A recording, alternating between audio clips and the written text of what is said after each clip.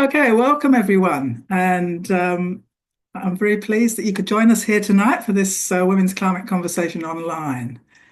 Um, as you come in, I just ask you maybe just keep your video on for the moment.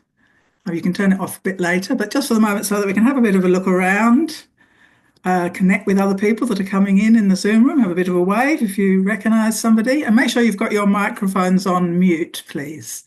I'm Janet Salisbury, and I'm the founder of the Women's Climate Congress.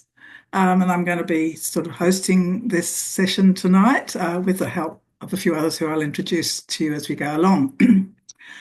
So, as we're coming into this space, have a look around the Zoom room, as I said, and connect with everyone as we form a virtual web of women and we can feel our energy reaching out around the country and the world.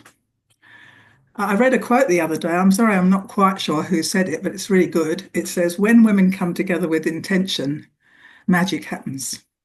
So we are hoping for some magic today. And our theme for the day is partnership on climate between First Nations and settler women. And we'll unpack that a bit as we go along. But first of all, I'd like to acknowledge that we're meeting on the unceded lands of First. What's happened to my? Oh, sorry, I seem to have gone. I went on to speaker view and I got not what I expected. Hang on. Spotlight me. I want to acknowledge that we're meeting on the unceded sovereign land of First Nations people, and I pay my respects to their elders, past, present, and into the future. I'm joining from Ngunnawal and Ngambri land here in Canberra, and I invite you to introduce yourself in the chat and say where you're coming from. And while you're doing that, I'm going to play an acknowledgement of country sung by my friends here in Canberra, a chorus of women, which actually includes me, with words by a Canberra poet called Hazel Hall.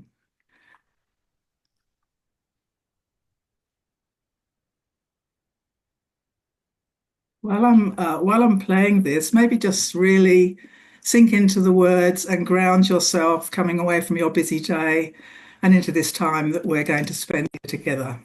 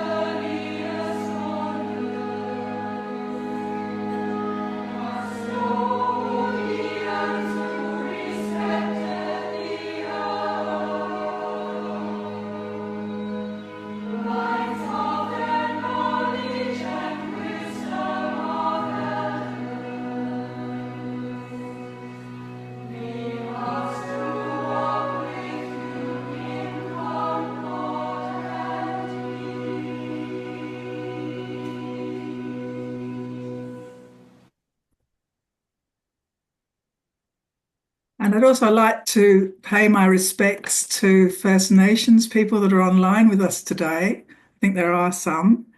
We're very honoured to have you with us today. And respects go to all of you online for making this time to be together today. We have a beautiful 1.5 hours together, and I hope we will hear from some of you in the Q&A later. And my apologies that some of you were not admitted until I'd started that recording.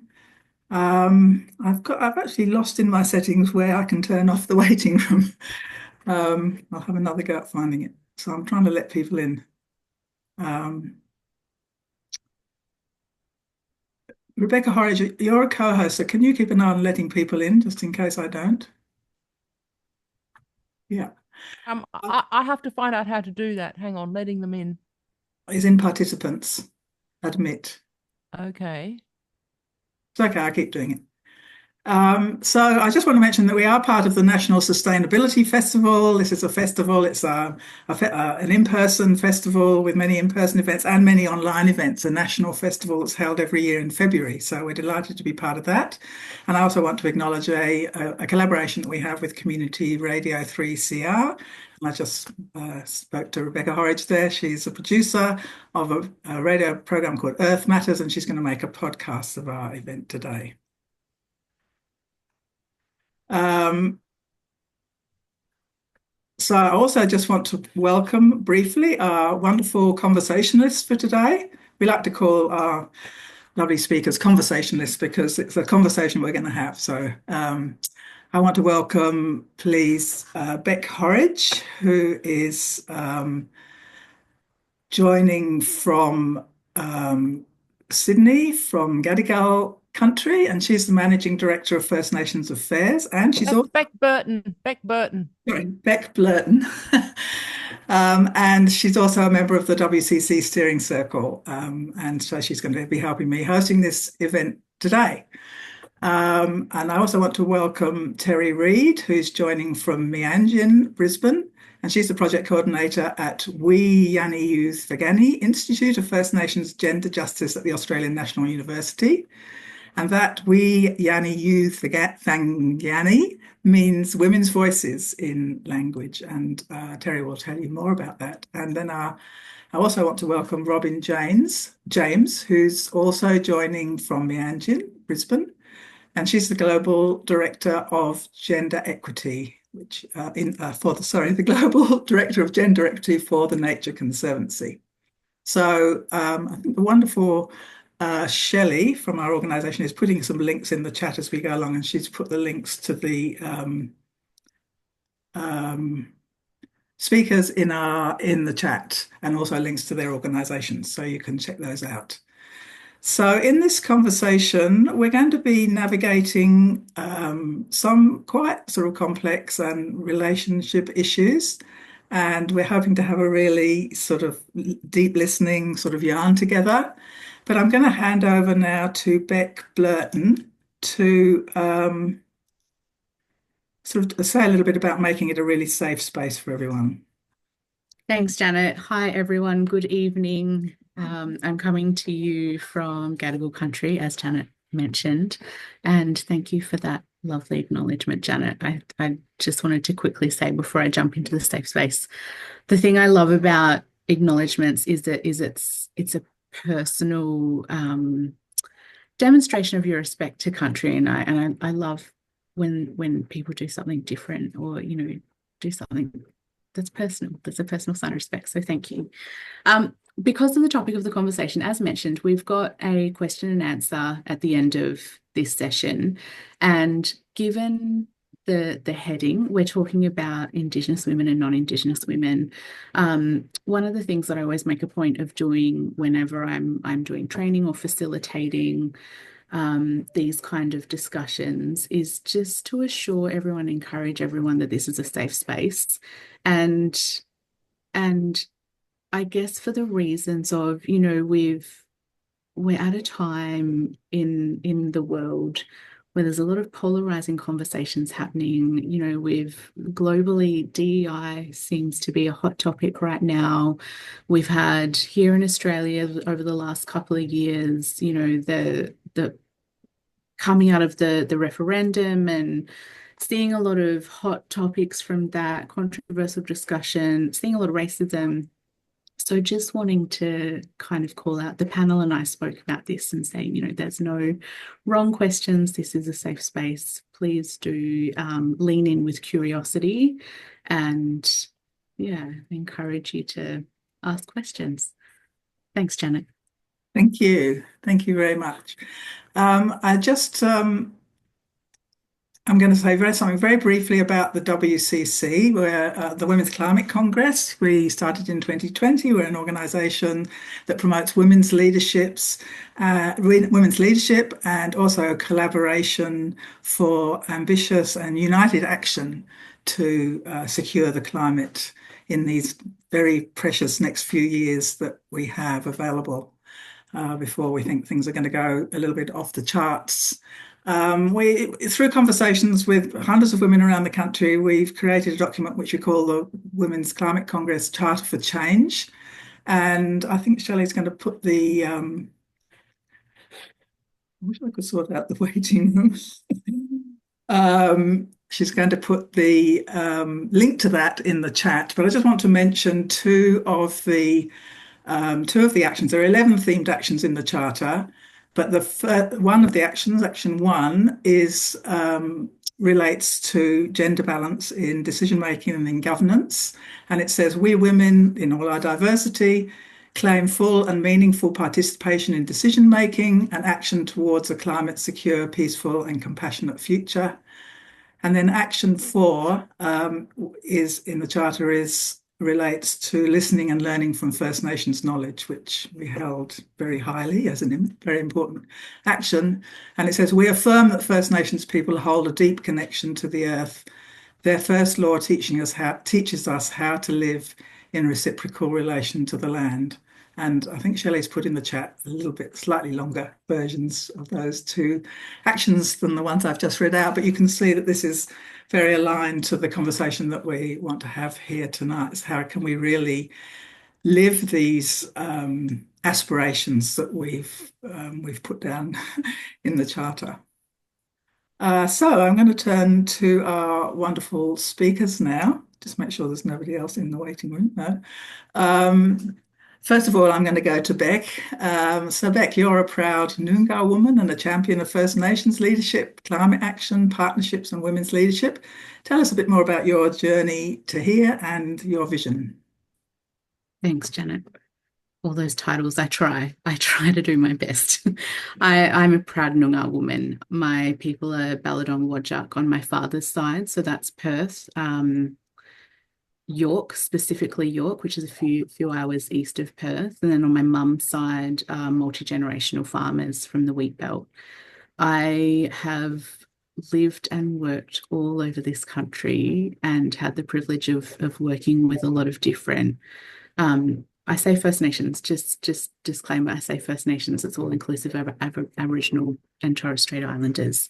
And I've had the privilege to work with a lot of different groups and people and understanding some of the challenges and the barriers of our people, and running different programs, different initiatives. I've worked with quite a few different organisations, predominantly in the corporate space, with a bit of government and not-for-profit as well.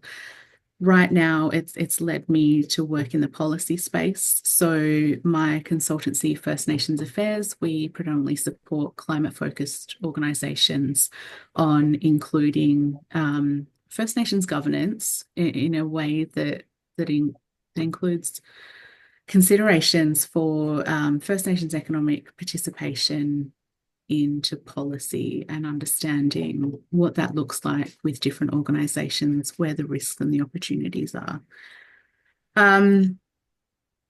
Last year, I completed a climate leadership accelerator with Small Giants Academy in Melbourne, and it was incredible. It was a 12-week program. You commit to working on a project throughout the program.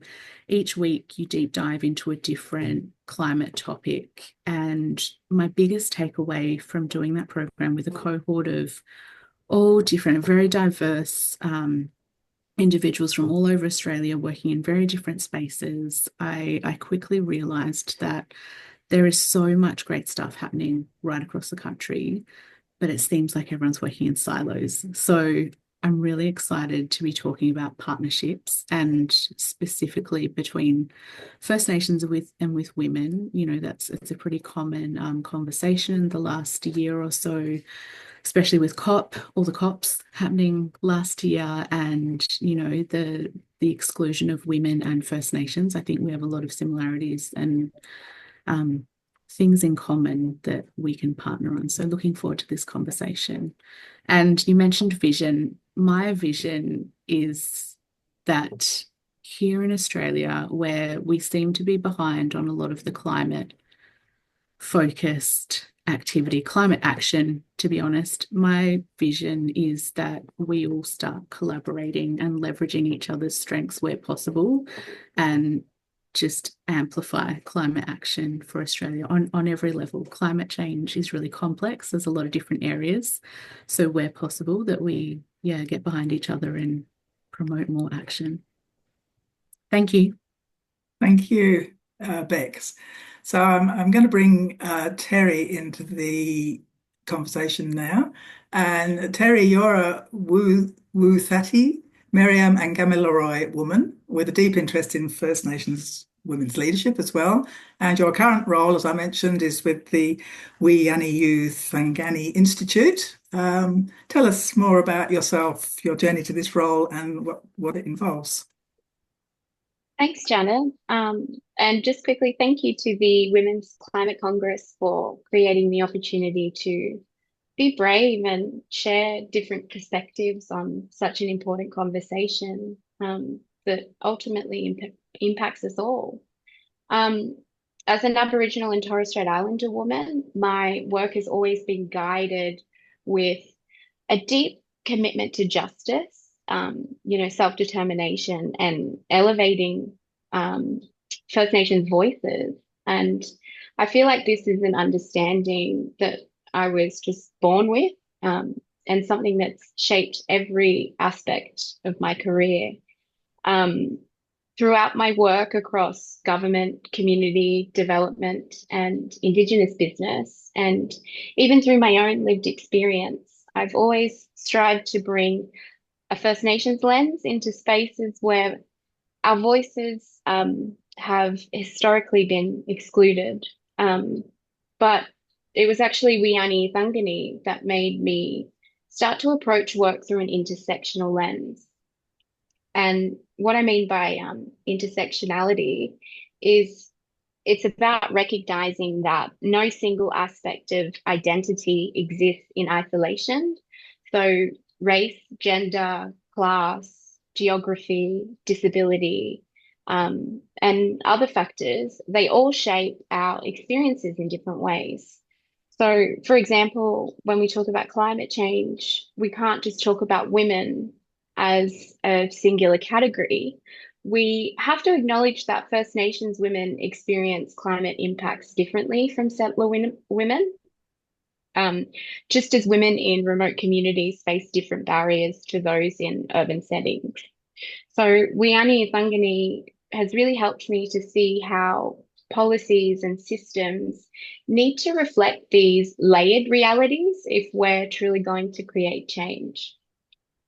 So I might just give you a bit of background to Wiyi Thangani. It translates to women's voices in Bunaba language, where our project's led by June Oscar, the chair of our institute, and our project started in 2017, and it was a really defining moment for me, I think, in my career. The project created a platform where, First Nations women could speak freely and not in response to a policy directive, but from a place of truth and knowledge and vision, really.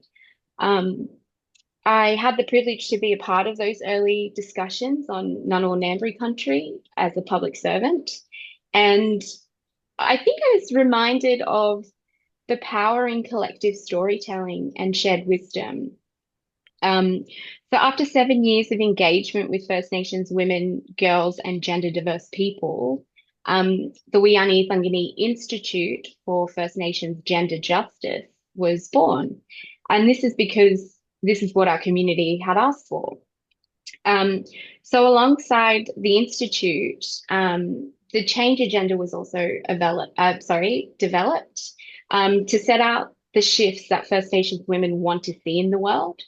And it's basically a national outcomes framework where women have self-determined what they want generational change to look like. And a part of that is being able to grow families within thriving communities and on healthy country where culture and care is keeping everyone safe and strong. And I really think this vision is critical for the climate justice movement. Um, but my role at the Institute allows me to continue this work, to ensure that First Nations women's leadership, knowledge, and lived experience actively shapes policies and structures and partnerships that affect our futures. Um, I don't think this is about representation. I think it's about structural transformation that is led by and for First Nations women. But really excited to continue this conversation. Thanks. Thank you very much, Terri. Before we come back, we'll come back to some of those points in a minute, I'm sure, but I'm just going to bring in Robyn. Have the spotlight for Robyn. And Robyn, you're the gender specialist for the Nature Conservancy. And I met you last December when you were running a event in Byron Bay, which was a forum which had First Nations Australian women, Pacific women, African women, and non-Indigenous women from Australia and elsewhere. And it was an amazing experience for me. And I was so impressed by the relationships that you developed and you'd built up across this group. Tell me a little bit about you and your work and how you got to this place.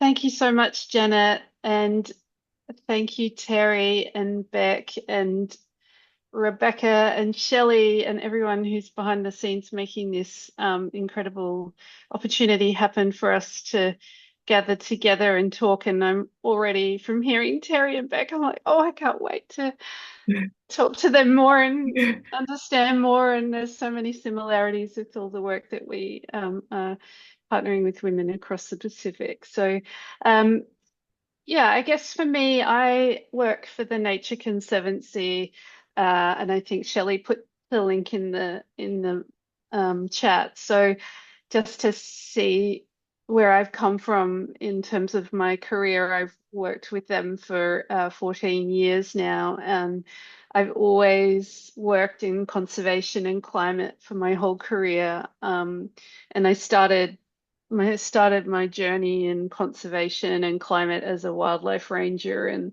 the far north of Queensland. I'm based here in Meanjin, Brisbane, where I was born. And so just quickly realized how inequitable conservation and climate can be. So I think sometimes there's a feeling that because we're all doing great work saving the planet, that somehow that means that we're automatically equitable. And that's not always the case. And for me, that became very apparent from a very young age, and I didn't really have the language around it. Like, I'd studied science at university, so botany and zoology, and learnt how to measure plants and things, but didn't really understand the social construct that I was operating in. And so I guess now, as I've evolved in my career, and that's the most important part to me, is all of this is a social problem within social constructs. And so we can have all the technological fixes in the world, and that seems to be a lot of the focus, but we have to be thinking about the people.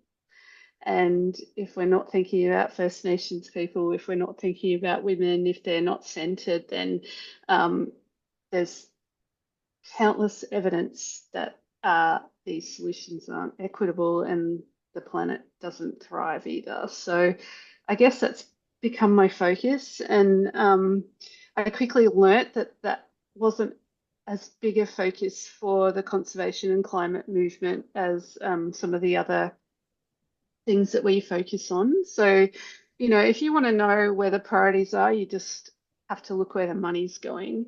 And less than 0.2% of environmental funding goes to women-led initiatives. So for me, that really tells us something, that the reason that the these beautiful things that Terri was talking about. For example, I bet you Terry's really has to scramble for funding, and there's a reason for that. It's just not prioritized. And for me, that's become a lot of my focus, is to start challenging these systems that are really excluding women, excluding First Nations women, relying on them to do this work for free.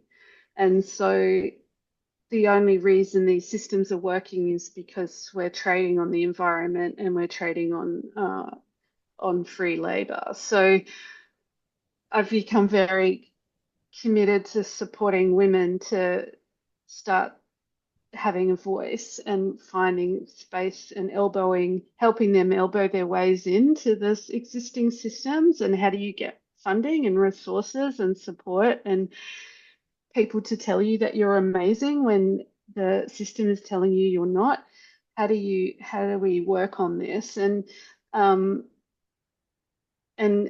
Janet came to an event. We brought together women, as she said, from across over 12 countries, 70 plus women, and created this, like, it was so intentional. And I think Terri talked about intersectionality. All of these women come with layers of different identity that either holds them out of conversations or gives them access. And the only way we can I think the only way that we can start dismantling some of these systems that aren't working for the environment, aren't working for climate, and aren't working for First Nations people or women is to sort of collectively work out what are the bits that I'm a white woman, I can get into these spaces. So I'm going to do that bit. And then this person is going to do this bit. And so collectively we move together as a force. And so we really have been very intentional about creating spaces that are really safe for people to really think about where their strengths and where their access is, and what are the barriers and who can help who to dismantle those. And I guess it's not popular to fund. Our funding systems are designed not to fund long-term things. So they're all short. We want a short win in 5 minutes, and if you don't, then you're a failure. And it's like, okay, well, that's the system designed for us not to win. And so how do we game this system so that we can access money that's longer term, so we can fund spaces that are really culturally safe and appropriate? And so I'm always trying to think creatively around that, and how do we do that, and finding people that are really keen to go on this journey and be uncomfortable and question why the system is the way it is. So yeah, I'll stop there, Janet. But I'm going to share the video in the link. It was just finalized in the last couple of days from the event, and I'll get Janet to share that to the whole group after this webinar, so you can get a sense of what it was all about. So yeah, back to you, Janet, and thank you so much, everyone, for having me. Thanks to Robyn. And Robyn shared with us yesterday, or on Monday, I think it was, when we had a pre-event meetup, that she just finished her PhD. So she just finished writing it and it's ready for submission. So just want to tell us very quickly what the topic of that is, Robyn? Very relevant. So thank you, Janet. I did my PhD on looking at gender and climate and conservation using my own organisation as a case study. So the Nature Conservancy is the largest environmental organisation in the world globally by revenue. So it has quite a bit of influence. So was able to analyse how women are feeling within the organisation, what are the intersectional issues that particularly impact different women, and how are they able to influence decision making, conservation and climate, and propose some radical changes for our organisation to start turning the data around. So yeah, it's great. Thank you. Well done. Well done. Congratulations. We look forward to seeing it when it's published. So actually something that's a question popped into the chat, which somebody might know the answer and just quickly be able to put, is there a reference on the statistic mentioned about the target proportion of funding allocated to women? I know there are references around that, so maybe someone I can. will, I Yeah. can share some papers and things like that for everybody. Yeah. So yeah, I'll just share them in the chat. Thank you. Okay, so now I want to go back around to all of our conversationalists and draw out a little bit more about the potential and opportunities that we might have for partnership and collaboration in relation to climate change, in particular, and environmental protection, conservation.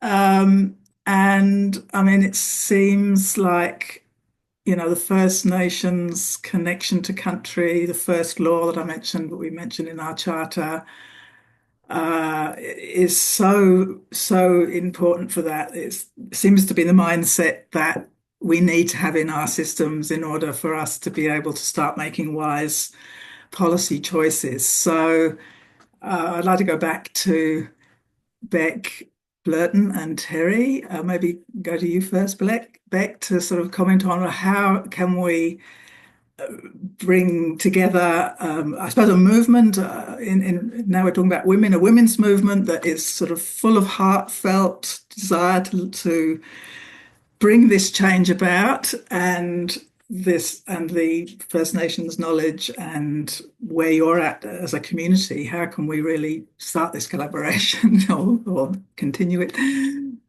So yeah, Beck. Thanks, Janet.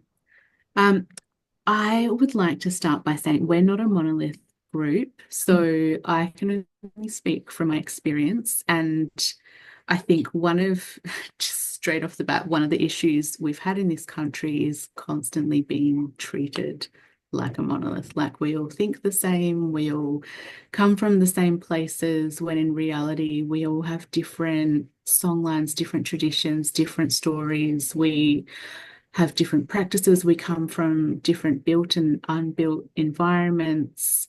We are at different capacities or, different capabilities with our own communities for those of us that are still connected on country. And yeah, we're very diverse.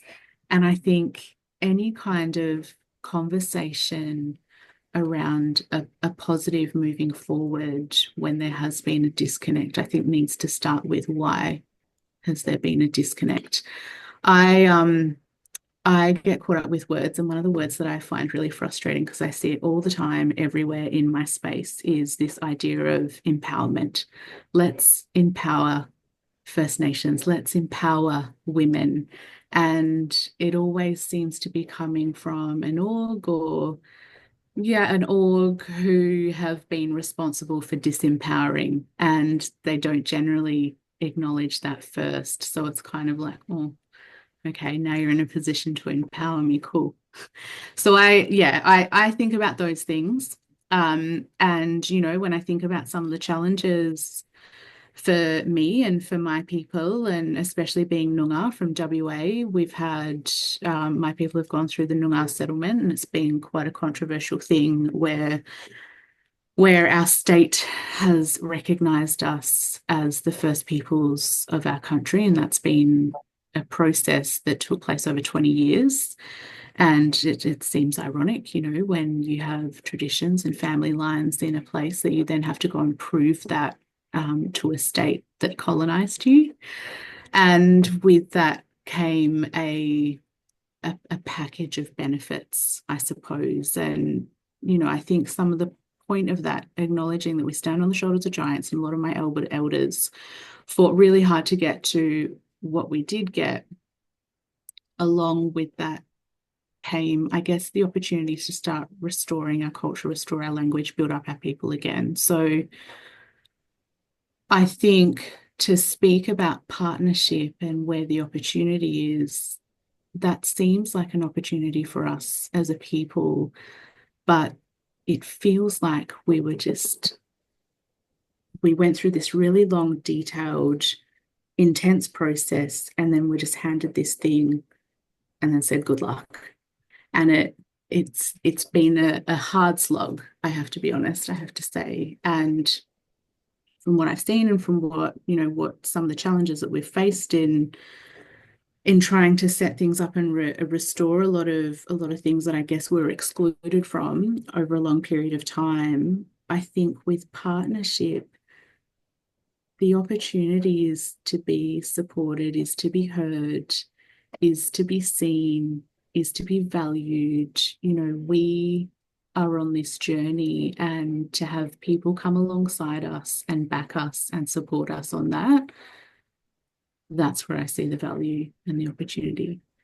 But I'll pause there and hand to Terri.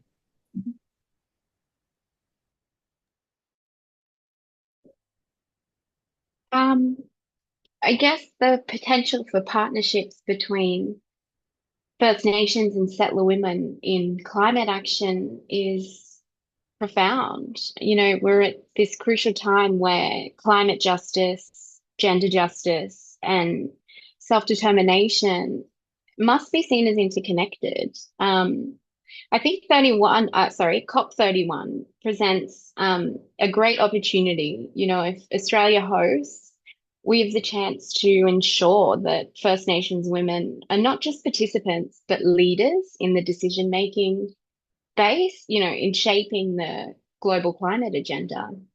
I had the privilege of attending COP29 late last year, and this sort of realization was prevalent. While these conversations are happening on a global scale, they aren't including the right voices, and it isn't safe. And I think we need to do better. I know we can do better, and the Institute is actively committed to making that a reality. But I also think that partnership must go beyond consultation. I think it's more about co-designing solutions that align with First Nations knowledge systems. True climate action must embed the worldviews of First Nations people, which see climate, land, and community as inseparable.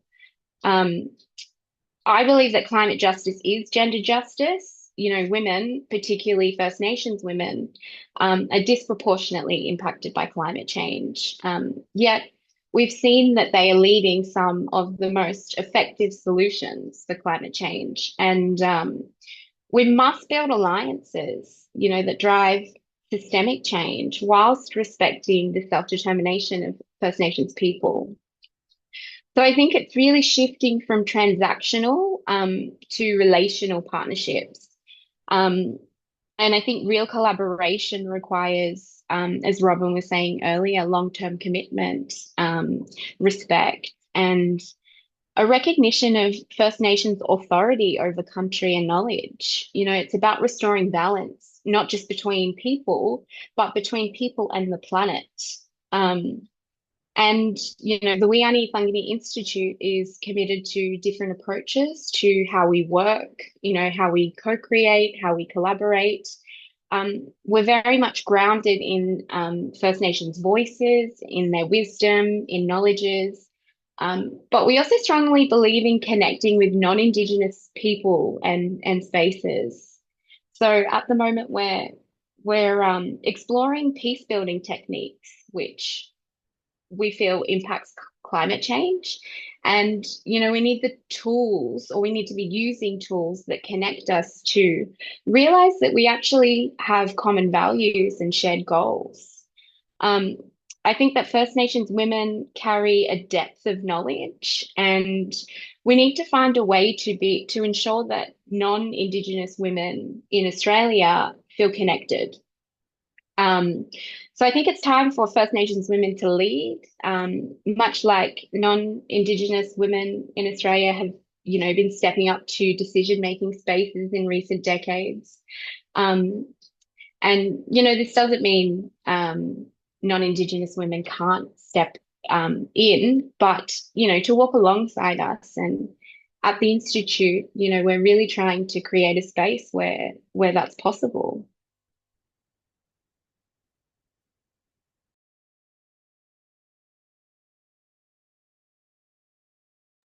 Oh, Janet, sorry, you're on Yeah, mute. I'm on mute. Sorry. Yeah, thanks, Terri. That's very powerful words that we need to hear and take into our hearts and think about how we can really act. Robyn, would you like to come in on this question of how can we draw out this potential to come together, amplify each other's voices?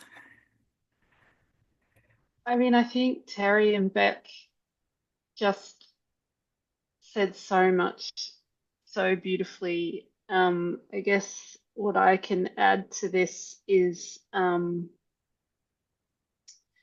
that partnership is hard, and it's sometimes much easier just to be in silos, and I think that's why it's in silos, because a lot of really good partnership is a lot of work. Like, it's a lot of investment, communicating, sharing, trusting each other to share resources and information and vulnerability.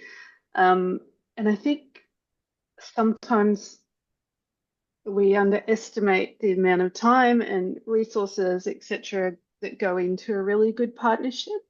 And so we think these things can happen really easily. And so I'm always sort of thinking about that, like a good partnership is a really big investment. And so if if I go into a partnership, I never want to go into a partnership where I promise something I can't give. And so I'd rather not.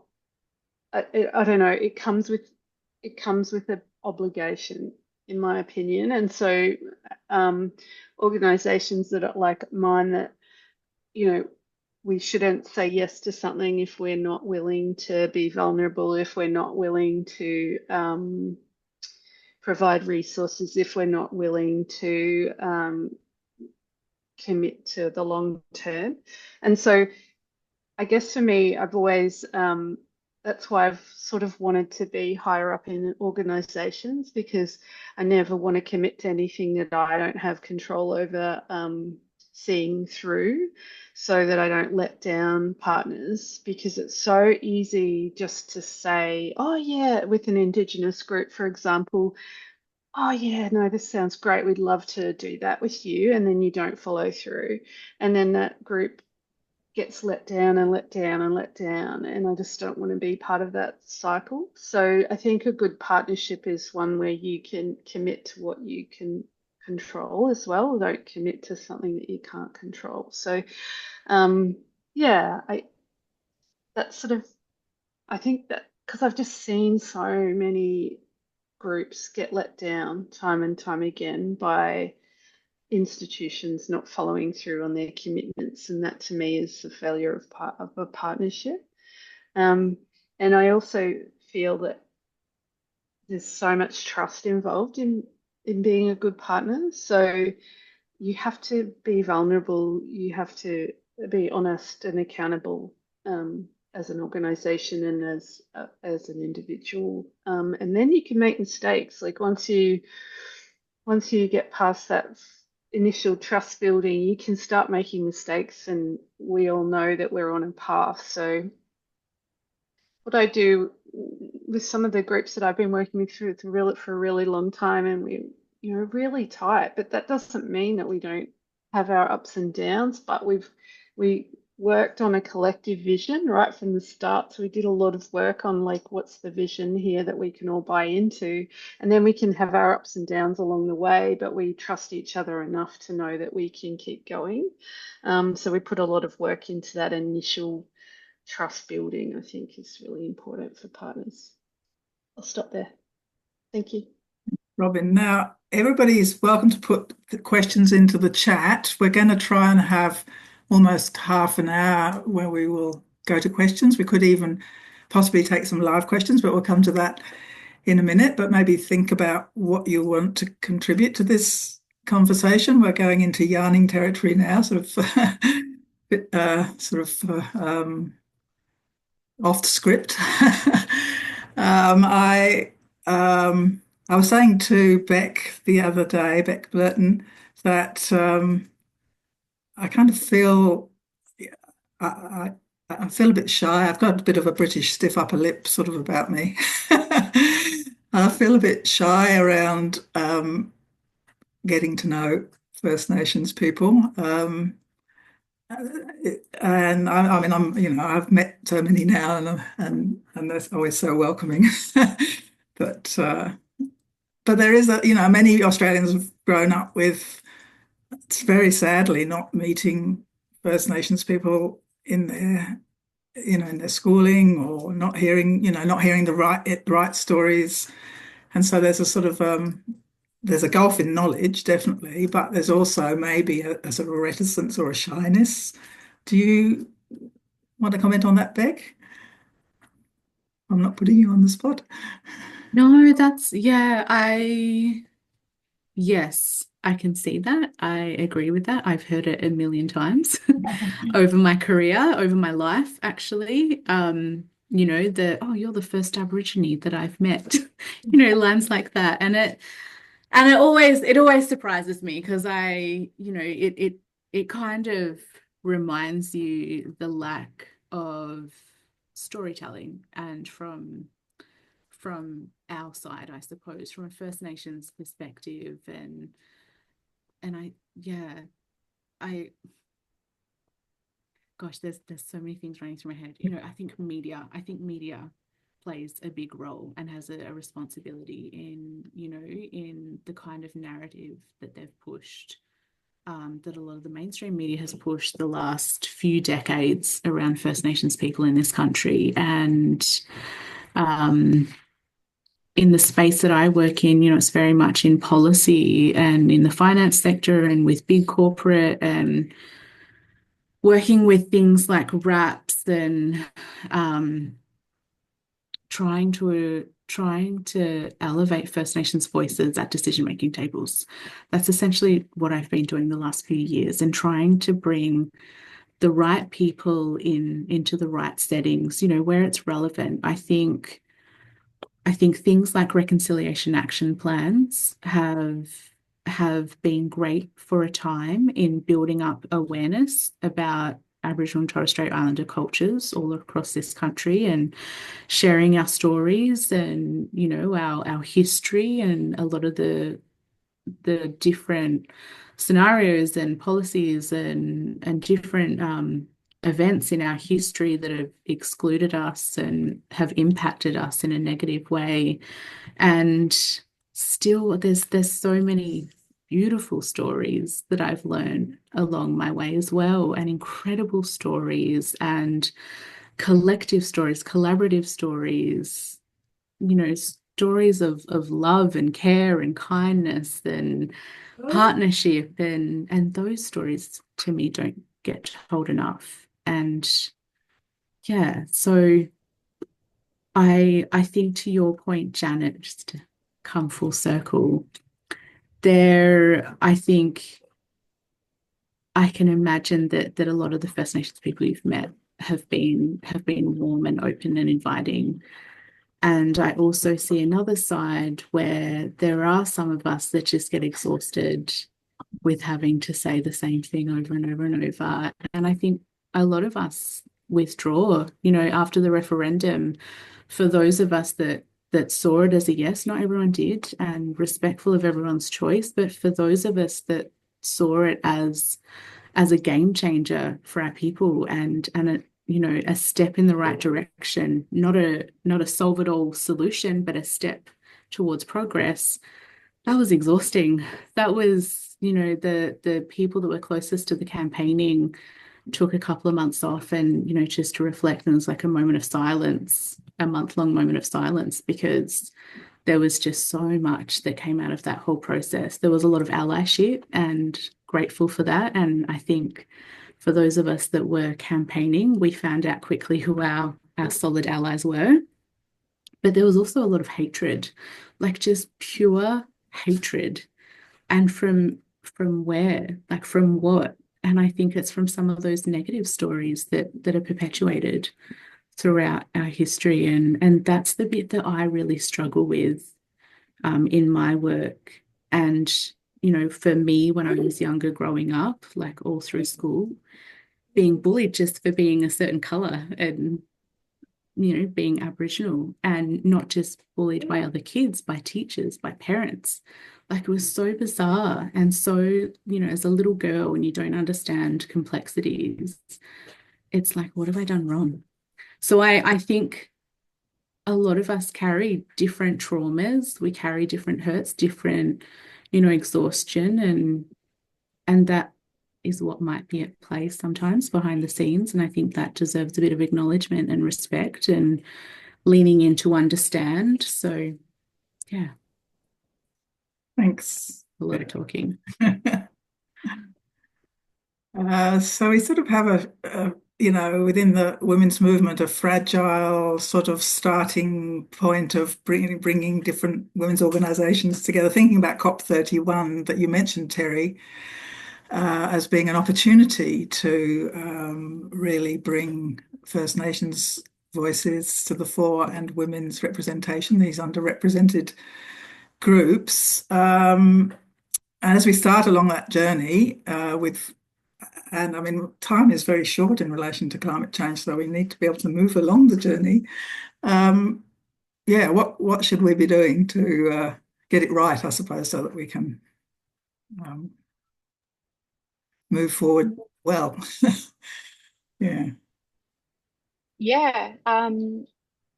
Look, yeah, I think, as I said, COP31 is a massive opportunity if we get that, if we win that bid. I just think the right women need to be involved, and the space needs to be, and this was touched on earlier, culturally safe and respected. But really going into those settings with, again, an open mind, and really utilizing deep listening. And when I say deep listening, that's not just what you're also picking up the historic and cultural context of what's being said, nonverbal cues. And that's just, you can utilize ways of working in that sense to be able to connect with First Nations people.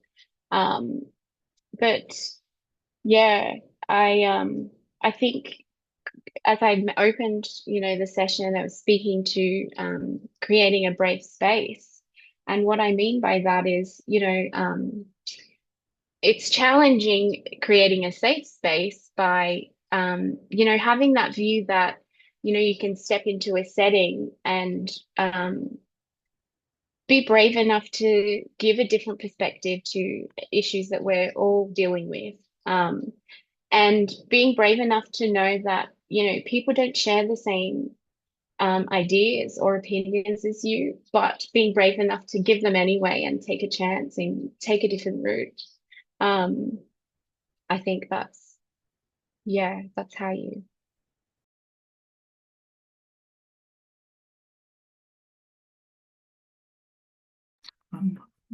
Robyn, do you want to add to this part of the conversation about how we really move along this path and sort of having our eye on the urgency of climate change, I suppose, and the COP31 potential?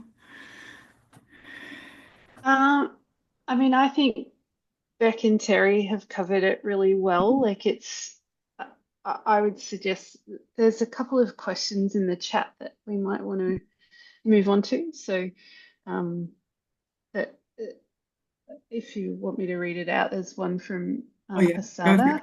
yeah. Yeah, there's one from Pasana that she'd love to hear from Terri and Beck about the groundwork that non-First Nations organisations need to do, even to begin to work with First Nations women and organisations. For example, decolonising their own practices first. Yeah. Yeah, thanks. Terri, do you want to go first? I feel like you'd have some stories.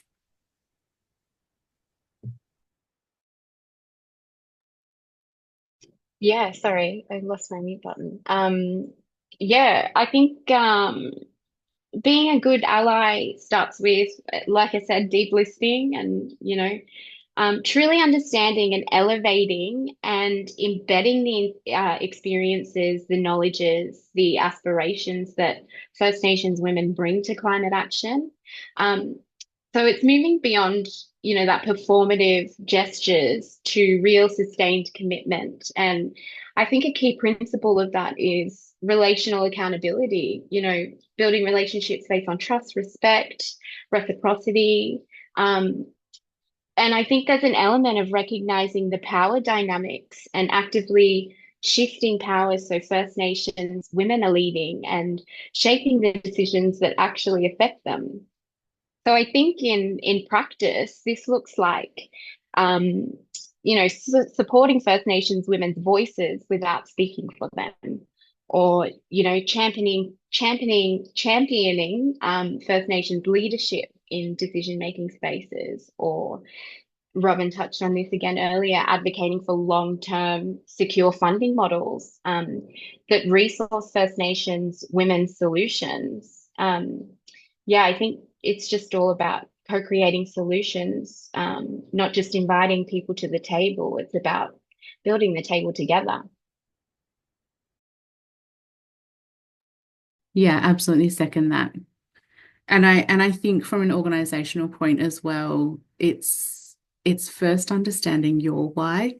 I think, there's usually good intent from organizations from what I understand, but having clear objectives like why. Why are you wanting to either partner with First Nations, and understanding your where as well. A lot of the conversations I have in my work is with organizations and trying to get them to align their operations, where they operate as organizations, to look to build partnerships with local mob.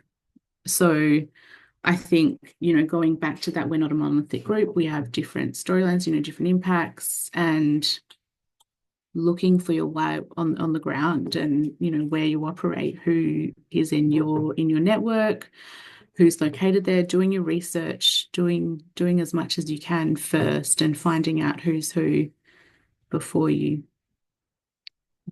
take the next step, I suppose.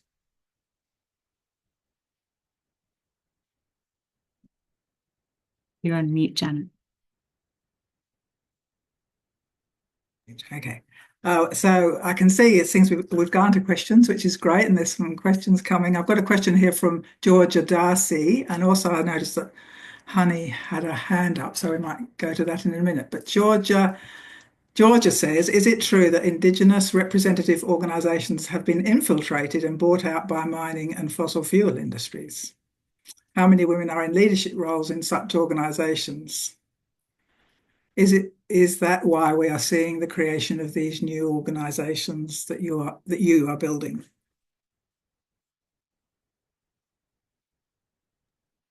That is a loaded question.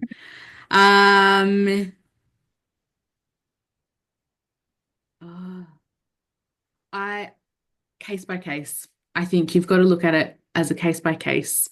I think we all know that there has been some pretty horrific stories in some regional and remote communities where they've been manipulated, or they've been coerced into things where where free, prior, and informed consent hasn't at all been practiced or on the table, where someone's come in with a very clear agenda for a personal advantage.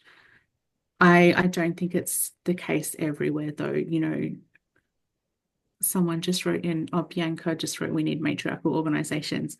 I think there are a lot of matriarchal organisations. I know a whole lot of strong Aboriginal women with that are very driven to support their communities, and to take back, I think, what's been taken away.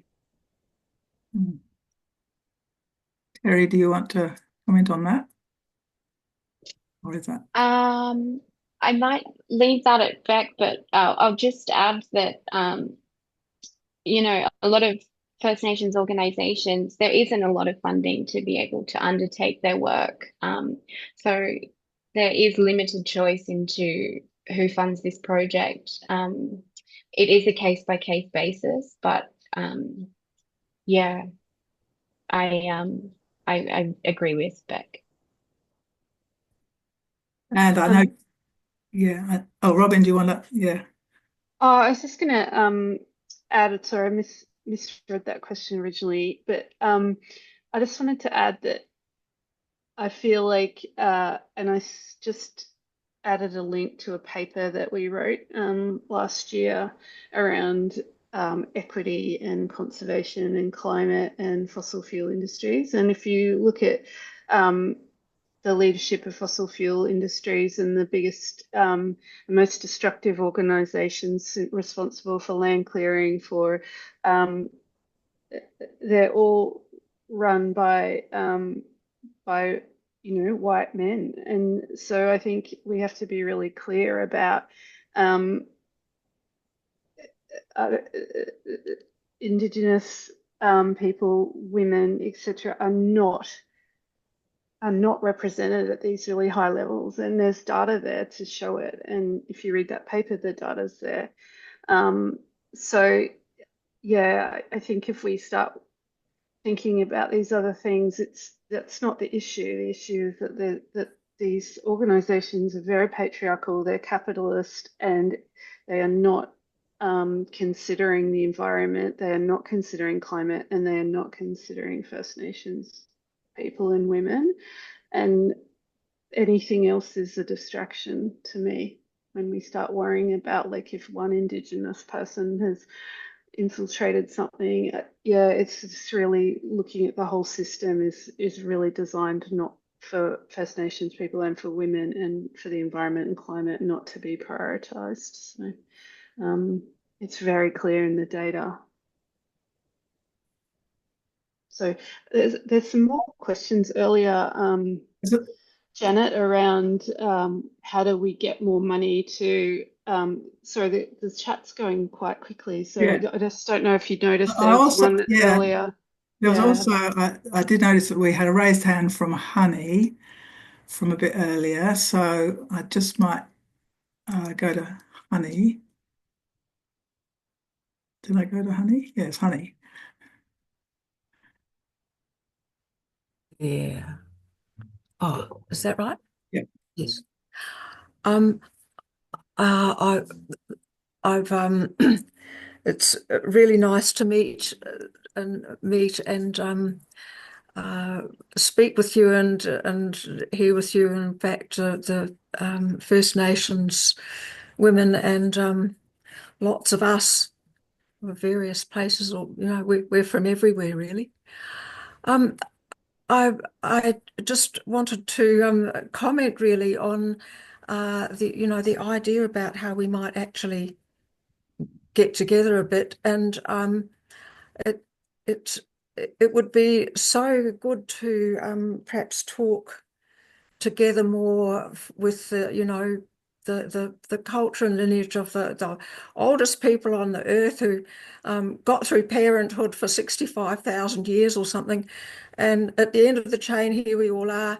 And we're actually a bit stuffed parenthood right now, our culture, settler culture. We're kind of, you know, in the interests of getting ahead, we've left the kids this huge, dreadful legacy of Joel Gurgis talking up to 3 degrees by the year 2100. I mean, just unbearable, frightful suffering and exhaustion, and you can imagine warfare and that. Anyway, it's a big thing. It's on such a sort of scale, really. What's happening? It would be really perhaps good to talk more informally on Zoom or something like that, but just to do a wee bit of listening, learning, and meeting. Because I mean we're all women, but after all, you are the colonised and we are the colonisers. All that, you know. So there could be ways we actually communicate in this urgent situation now and just have a yarn how we. Oh, sorry, honey, I didn't mean to cut you off rather abruptly there. Sorry. Yeah, that sort of leads to a bit of a question that Jenny Goldie has put in the chat here, where she says, would you please say what First Nations solutions to climate change are? This is a very big question, I don't know, but yes, I'm the first person to support Indigenous issues, but I've heard about low intensity fire control. What does the First Nations people offer? So yeah, it's a big question, but Beck and Terri, do you want to say a little bit about that? I would encourage to find, it's a localized issue. Like we see, for example, TO mob dealing with, islands, their homelands being with ocean rise, I think it's different everywhere. You've got, for example, in Blurton country, we've just employed 12 new rangers to deal with different biodiversity issues. Like I think it depends on the country you're on, and I'd encourage you to find out who your local people are, what they're doing, if there's issues there and how you can get behind them and support them. Yeah. Terri, do you want to add to that? I have the same standpoint as Beck. Actually, it's quite localized. Again, it's case by case. I think reading the Yani Thangani report, it's securing our rights, securing our futures. It was released in 2020, and we've documented what women have said in relation to their traditional knowledges and combating climate change. So I would recommend you give that a read. There's some very powerful storytelling within it. It's called the Yani Thangani Securing Women's Voices, Securing Our Rights, Securing Our Future. I'll pop it in the chat. It's also can be found on our website that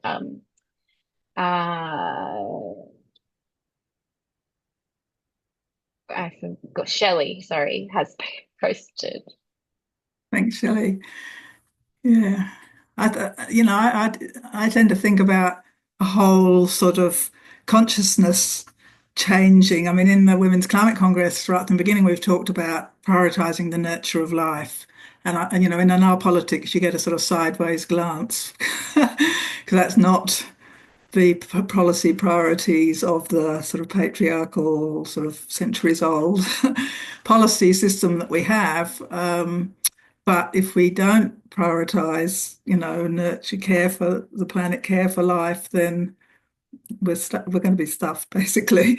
And to me, the First Nation, well, this is how it comes to me. Excuse me if I'm speaking out of turn here, but that's the consciousness is right there. It's right there for us to learn. And we're the country. Australia is the place that has this long Indigenous history, and we, should be listening and learning and changing our politics accordingly. I'm going to go to Arabella's head. Well, yeah. Spotlight. Arabella, you have the floor. Hey. Hi, I just wanted to pick up a couple of, and good evening to everybody as well, but I just wanted to pick up a couple of questions. One was the loaded questions about native title, I guess, and mining. And just so that everyone understands the context, and excuse me if you know this, but native title is a land management system, which basically means as people get native title, there's limitations to what you can do with native title rights. It's not an opportunity to challenge the government on whether or not they are still the Australian government, whether or not colonisation or the Queen or the King is relevant. It has limitations. It's about land management. So it means that the businesses involved in land management are, by default, mining and those developing land. That's when it's triggered and it becomes alive. So the question about whether or not organisations are taken over by mining is because the relationship in a native title space is predominantly for those that are developing land. It's whether the state or private people are developing land, which triggers native title. And I want to set that up in your mind contextually, because the other question has a sense to it that First Nations people aren't doing enough in climate. And that's where the partnerships can come alive. There are limitations to what you can do as a native title owner. There are limitations internationally of what you can do as a native title owner. You don't get funding to run international court cases like the Torres Strait Island 8. They have to seek philanthropic funding to challenge those things internationally. That's not available for you to use your money as a native title owner unless the trust demands it or has specified it, which is very unusual, that you can challenge mining companies or the billionaires. So when you're asking yourself, what are First Nations people doing? It generally does look localised and community-driven and ranger and the operation of land management, because the support that is lacking are changes to the native title legislation to allow people to use their mining monies to fight the government and fight mining. That would be one. There's action going on about that.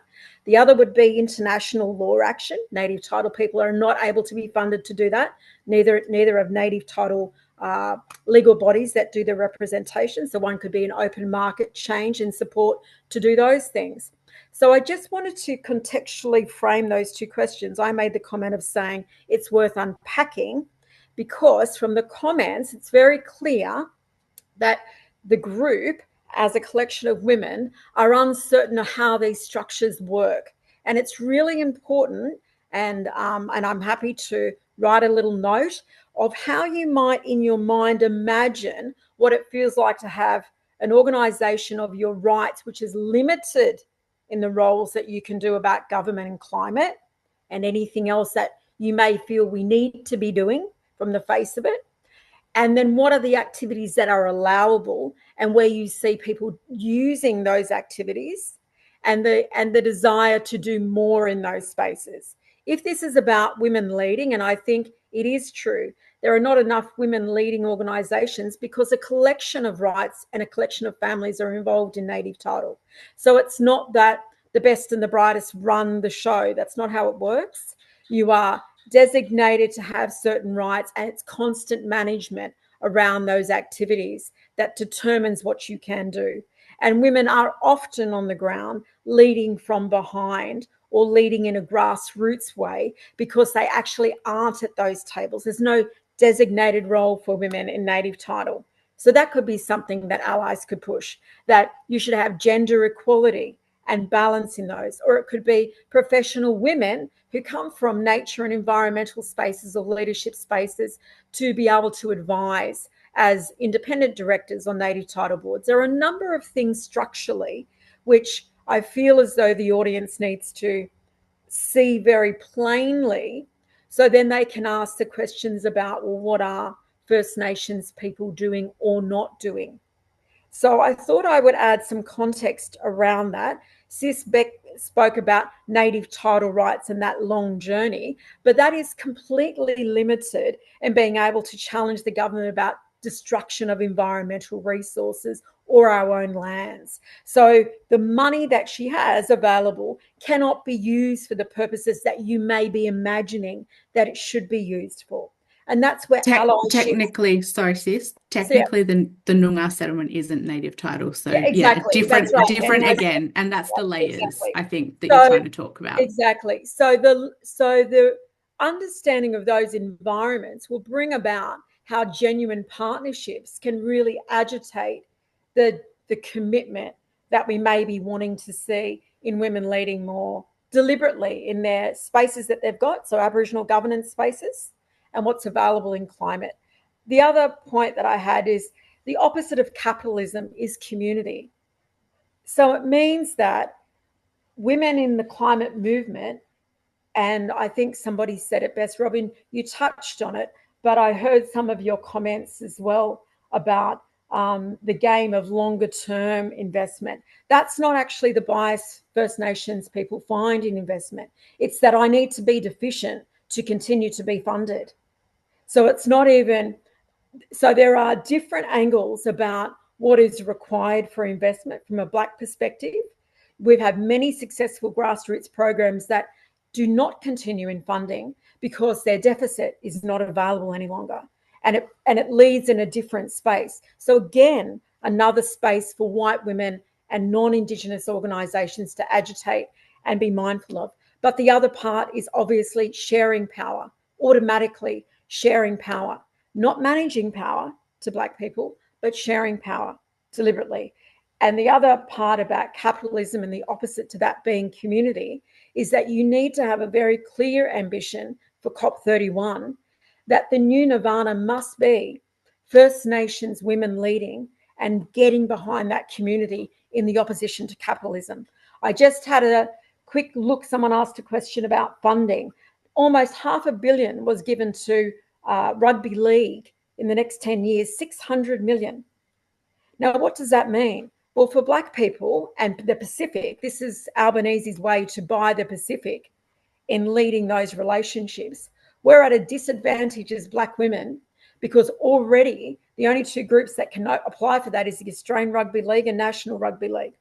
And so that means my whole narrative must be behind sports and entertainment, and for me to actually be around, and they're actually calling it, ironically, I think they're calling it social diplomacy or something crazy like that.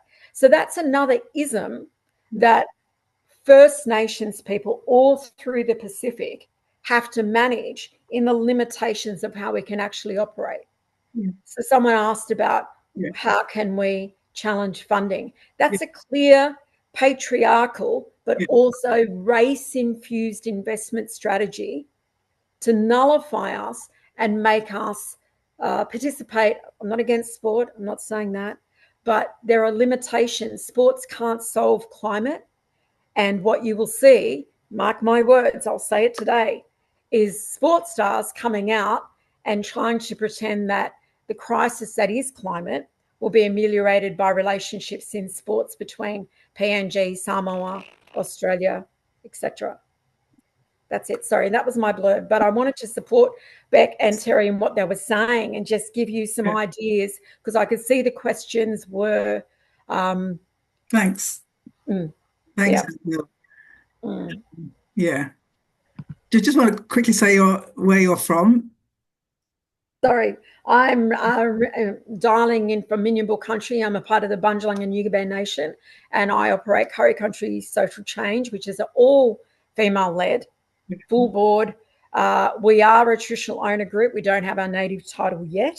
We're almost there, maybe this year, but we are already operating under what we call grandmother time since 2018, which is why we have an all-female-led board. Very different position. Yeah. Thanks, Arabella. So there's a lot that we need to get ourselves up to speed on, I think, as a settler women, understanding about native title, understanding a lot of things, a lot of work to do together to really make these relationships happen. So we're getting a little bit close to time, and might like to take some sort of closing remarks now from each of our wonderful conversationalists. Maybe I'll let you self-select about who might like to.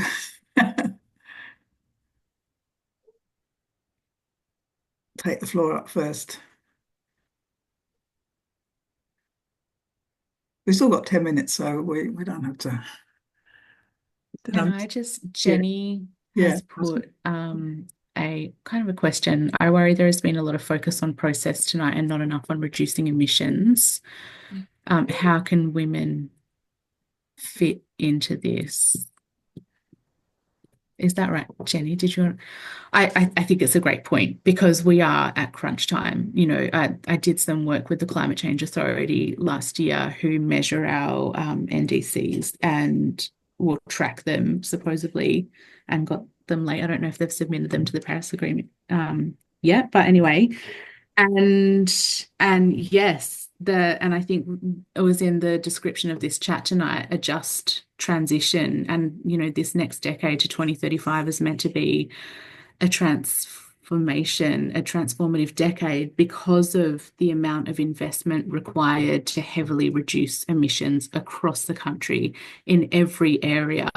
And I after seeing how complex all of that is and how lacking in funding and how far the finance sector has to go to actually contribute adequately to a just transition, I think all I can say is get loud, take up space, keep advocating. And I think to the point of this whole discussion, partner, let's leverage each other's strengths and push harder. And I guess they're my closing remarks as well.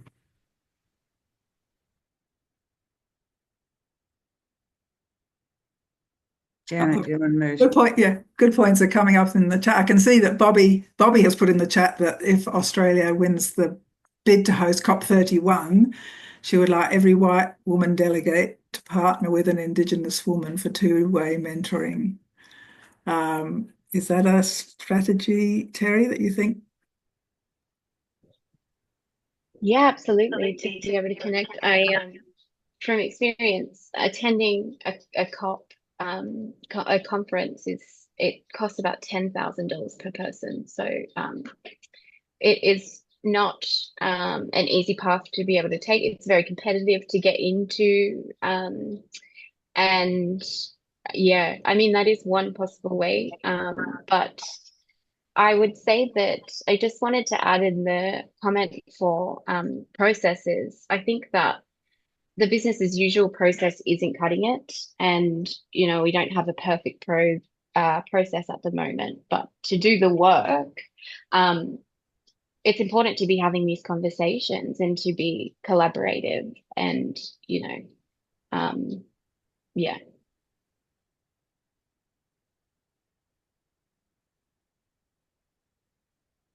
Robyn, do you want to have some remarks or take up another question that you've seen in the chat?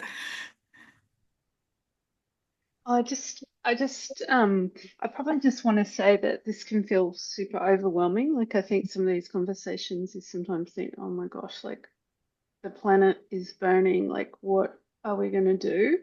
And so I think, and I work in a US organization, and it is very, very uncertain right now, and it feels very,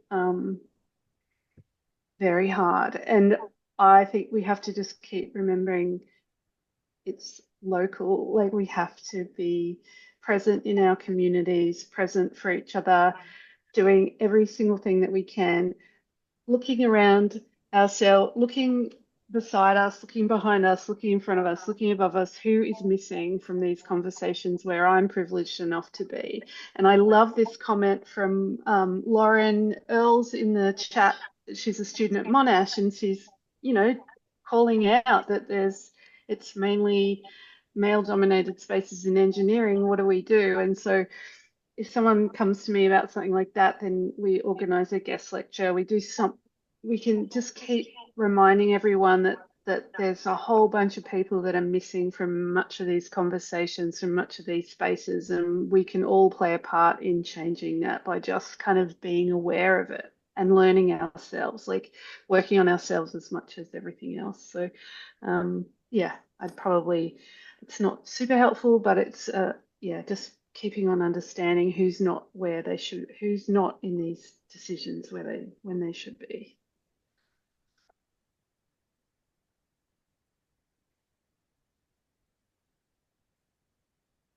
Yeah, there is an element I've noticed when you get into conversations about, the challenge of actually reducing the emissions, all the grid and the technology and the transition to renewables. I was in a meeting with Minister Chris Bowen a week ago where he was espousing about some of this.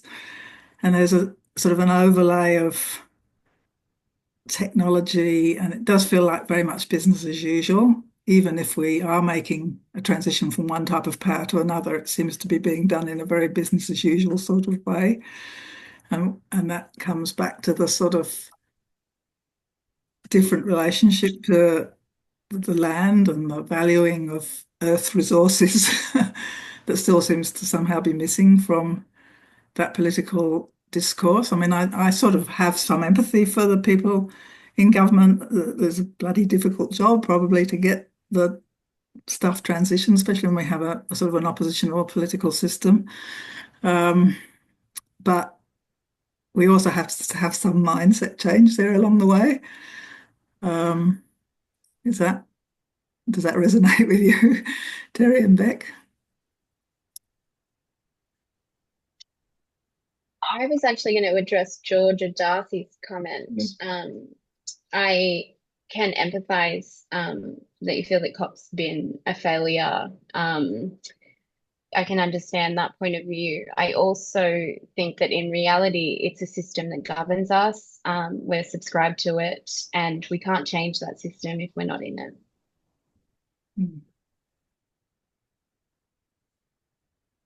Okay, well, we are up against 3 minutes from our closing time, and I just want to take that last little bit of time to thank very much our conversationalists, our guest conversationalists. I think it's been it's been a good deepening and listening sort of conversation, which is what we try and create on these women's climate conversations. And I hope that even though we've taken the lid off some complex underlying issues, we might feel a bit uplifted within our group here and within our movement, that there are, that we can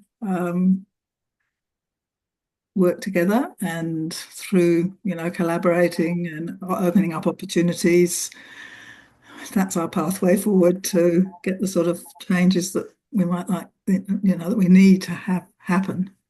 So thank you very much for 3 wonderful women who have contributed to this conversation tonight. I would like to give you a Zoom clap. Thank you so much. And then I'm just going to mention a couple of things to do with the WCC to change. Oh, what have I done? I've lost me. That's spotlight, yes. Oh. Okay. Oh, sorry. I was going to just probably shouldn't have started down this path. Never mind. I just wanted to point out, I have during the call, apologies to people that we didn't get to your questions. If there's anything in the chat that we can sort of follow up on, we certainly will try to do so. Throughout this conversation, I have been unapologetically having this screen behind me, which advertises an event that the Women's Climate Congress has coming up in March, 28th or 30th of March, where we can continue this sort of conversation and broaden it with other women. It's an in-person conversation, and it's being organised by some of our members in Victoria, so hence the Victorian Congress to 2025, and it's going to be held in Castlemaine. And I think Shelley's putting in the chat a link to that if you want to look it up. We'd love to see some of you coming there in person, and we'll really be able to get some good conversations going there, and hopefully some ways to take this forward. Also, I just want to note that we do have an event coming up in Climate Action Week in Sydney, and Shelley's going to put the link to that as well. That one is about women leading united action on climate change, answering the question, what can I do? And it's a panel discussion. And also, we'd love it if you go to the Women's Climate Congress website, and you can join the Women's Climate Congress there. It is free, and that will sort of get you on our mailing list to hear about these events and other activities, and then other members' events that we have. We have a members' forum coming up in a week or so, where we invite members to come, and some of our members can showcase work they're doing, and we talk about what sorts of things we can do going forward. So thank you very much, everybody. I'm just going to put you back on gallery view, my gallery view, so I can see you. There are 2 people with their hands up. Yes, but I don't really have, we're going to go way over time if we go to more questions at this stage. So I'm sorry about that. And it's getting a little bit, near the evening time where people might want to kick back a bit. So thank you everybody for coming. I think it's been a lovely conversation, and I hope I'll see you again at another Women's Climate Conversation in the not too long Thanks, everyone, and good night. Have a good evening. Bye. Thank you. Thanks, everyone. Bye.